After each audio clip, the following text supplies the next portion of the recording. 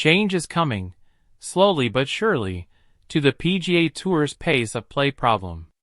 As part of a continued commitment to address speed of play, the PGA Tour and Korn Ferry Tour will test multiple speed of play recommendations beginning this week.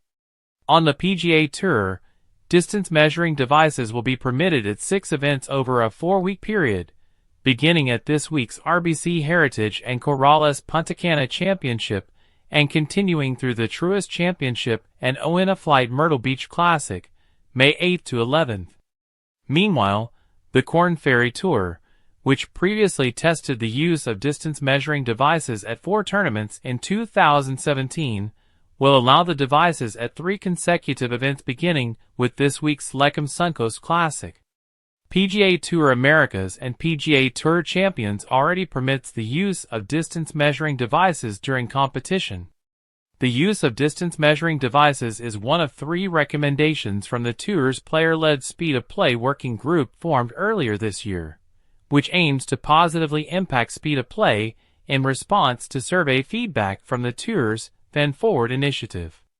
Players who elect to utilize a distance measuring device must ensure the device measures distance only. All other features such as course mapping, club selection advice, and measuring slope, elevation, and wind must be disabled before using the device during competition. The penalty for the first breach of this rule is 2 strokes. A second breach results in disqualification. The second recommendation from the Speed of Play Working Group is a revised pace of play policy that includes assessing a 1-stroke penalty for the first bad time, which occurs when a player exceeds the applicable time to play a stroke while being timed. Previously, a 1-stroke penalty was not applied until a player received a second bad time.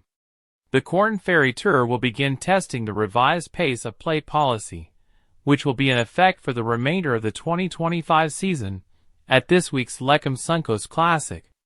PGA Tour Americas adopted the revised pace of play policy prior to the start of its 2025 season. The Tour said data will be collected across the 2 tours to evaluate the overall impact on pace of play, which could lead to a new pace of play policy being implemented on the PGA Tour as early as 2026.